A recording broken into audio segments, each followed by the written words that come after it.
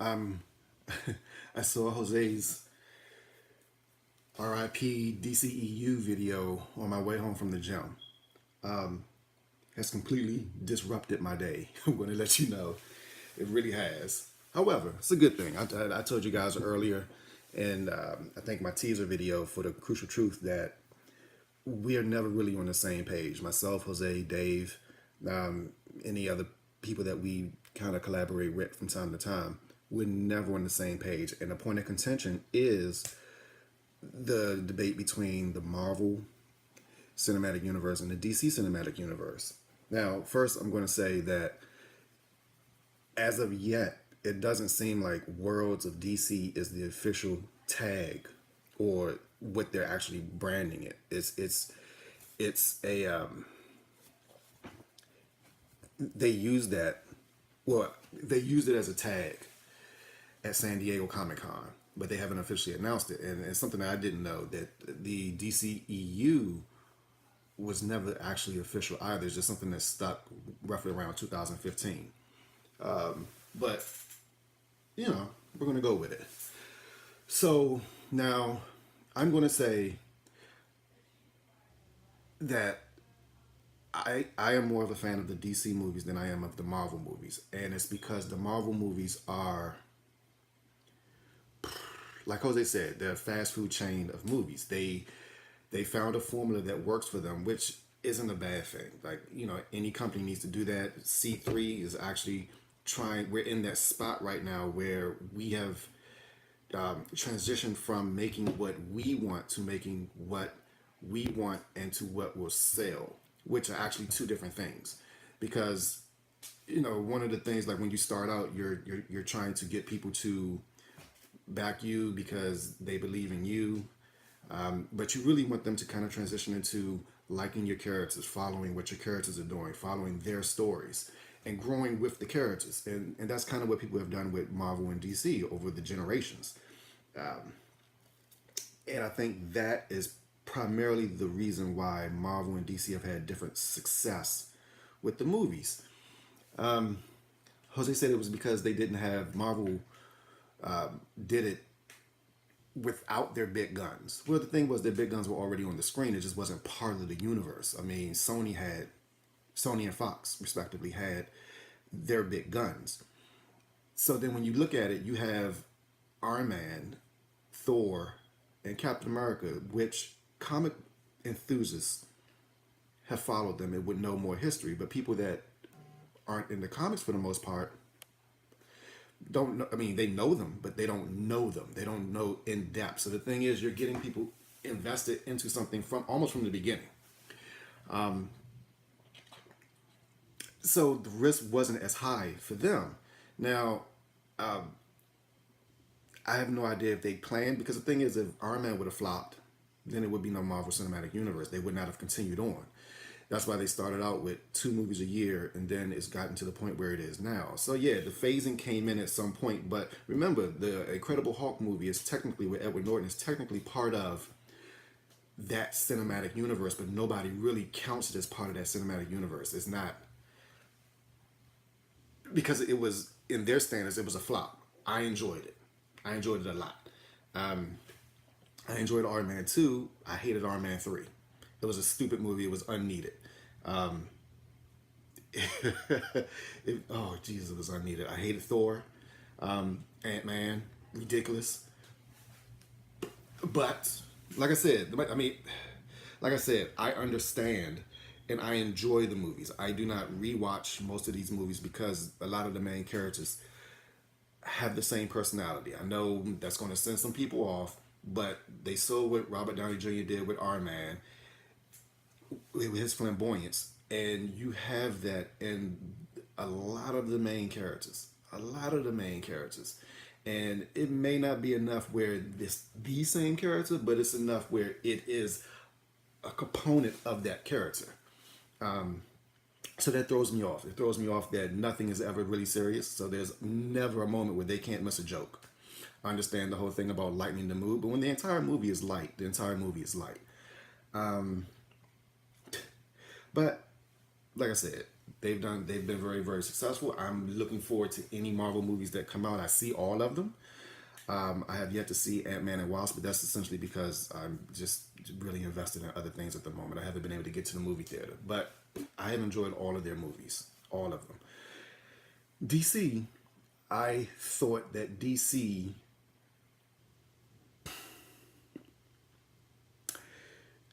I thought that they were a little bit more experimental with their movies. And in a way, Justice League disappointed me because it was unfortunate what happened with Zack Snyder. Personally, it was also unfortunate what happened with Zack Snyder with the critiques that came back for Batman Superman. Now, my biggest gripe about Batman Superman was the final scene with Doomsday. It was totally unnecessary. I understand the point of it, including, you need some reason for them to come together. I think they probably could have used a different person, Metallo maybe. I don't know, maybe they just could have made Doomsday better. But with that being said, I did like the general direction that they were trying to move in. The not draw everything out, because the main difference between Marvel and DC, which has always been this way in the comics, is the fact that Marvel essentially had characters that were gods among men, and Marvel had characters that were humans or people that had powers that were going through trouble. They were trying to cope.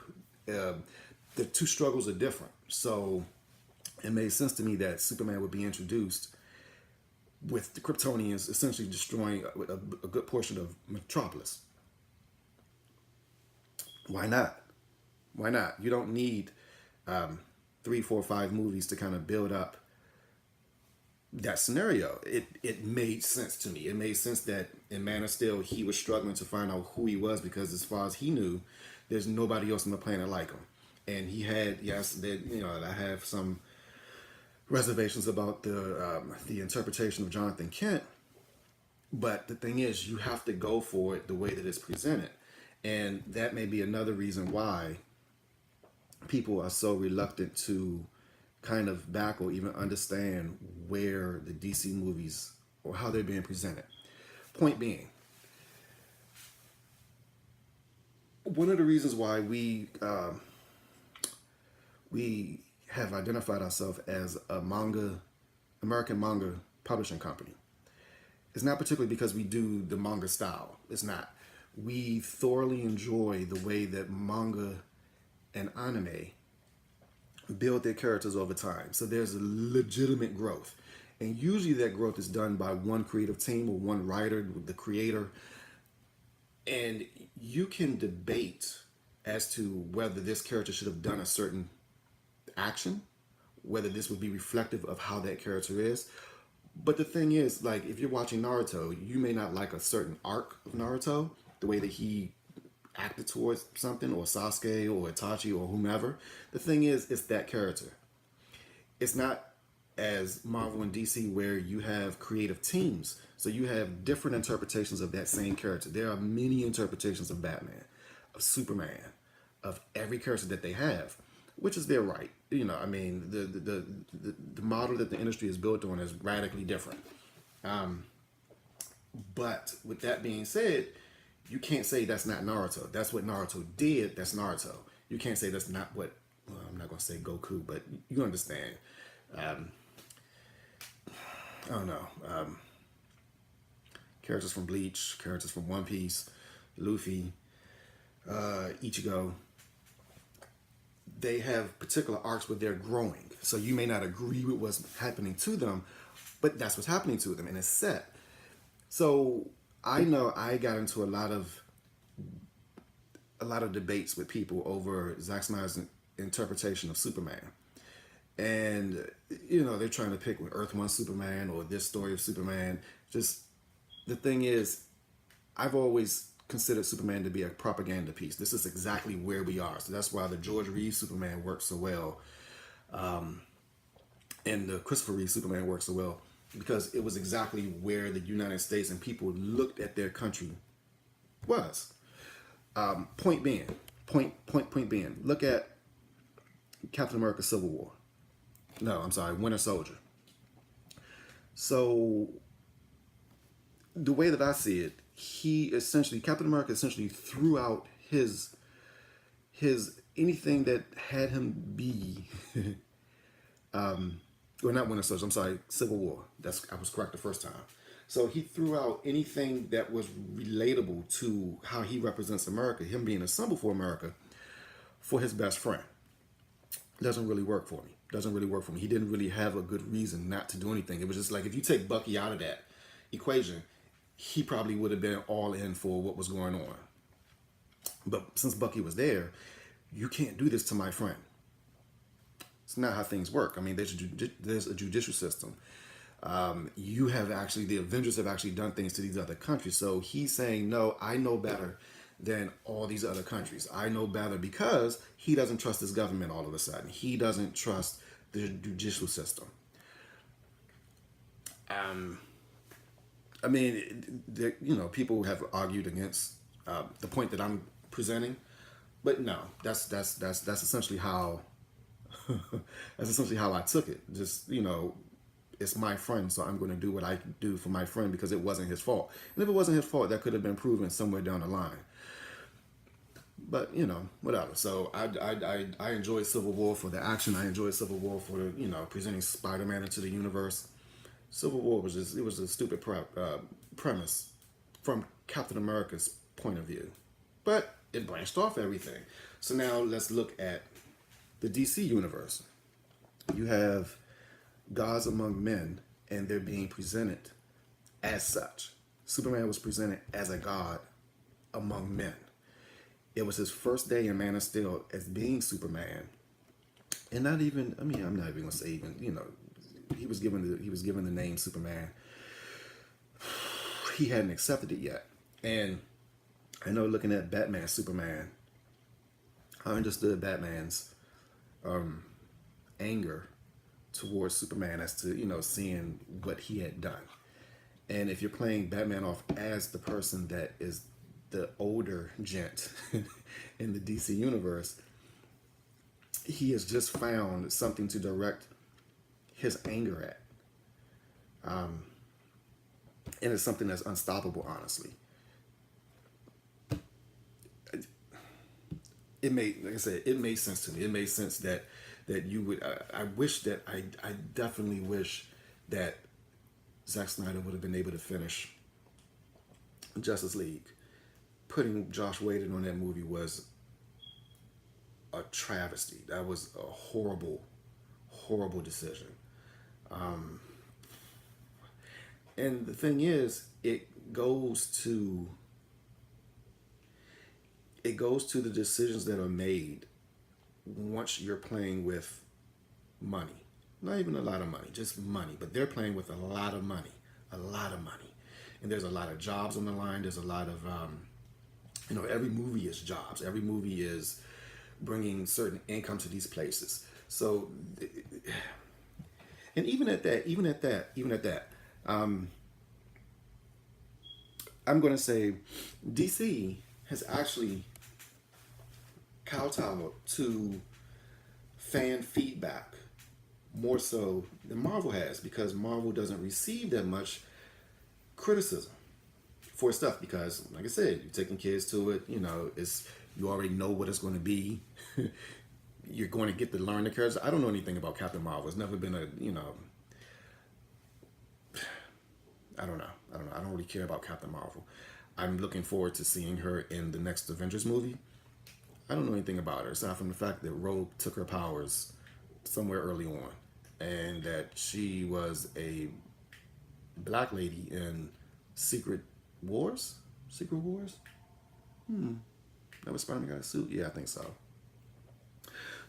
So, long story short, I do not agree with Jose. I think that DC and Marvel had two different set of problems that they were working with. DC essentially, everyone knows Superman, and so their greatest asset was actually their greatest deficit, because everybody knows Superman. Everybody knows Superman from a particular point. So unless you're actually following the comic books or you're not following the comic books, or they have their own, this is the era of Superman that you like, then that was going to determine whether you enjoyed Man of Steel or you didn't enjoy Man of Steel. I enjoyed Man of Steel. I understood it. I definitely understood it. I mean, what can you say? They're starting off. I'm curious as to Aquaman. I don't like Aquaman's portrayal. I didn't like it in Justice League for the most part. It's just too carefree, too shilling, I guess. Too just surfer boy. That's never really been, I've never really run into an Aquaman that was surfer boy-ish. But, it fits, that's what's given. So I'll take it, and I'll look at the movie on the basis that it's already been given. Looking forward to Shazam. I'm very pleased that even though they may be doing these different movies, not directly related, that at least the core movies are still having as a backdrop what happened within Man of Steel, Batman, Superman, and Justice League. I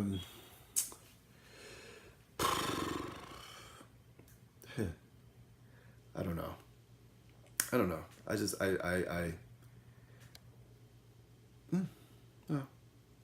guess that would be it. I don't really have anything else to say at the moment. I enjoy both franchises. I do not like the fact that DC has been made to kind of qualm their creative juices to be different, because now they're literally leaning toward being a carbon copy of the Marvel movies, which I mean, it fits with Shazam. If that's the way that they're going with Aquaman, it kind of fits too. Man, it would kill me if there would be a carbon copy of Marvel right now. But anyway, I'm pretty sure somebody's going to have something to say against what I've already said. I don't think I said anything too controversial, but whatever. Yeah. So I apologize for not having the Crucial Truth out on Monday. The camera on my Mac it doesn't record, like it I don't know, it'll record like 2 minutes and then it's like freezes up, and I can't tell whether it's still recording or not. So I'm trying to figure out what's going on with that and whether I just need to get a new Mac or I don't know. So I will try to do it on my iPad like I'm doing now, and then import it into Premiere Pro and then see where we go from there. So until then, I'm looking to have the actual release sometime between tomorrow and Monday. So let's shoot for Monday. And until then, hoping that the DCEU is not dead, I guess. And yeah, we'll go from there. Talk to you guys later. Peace out.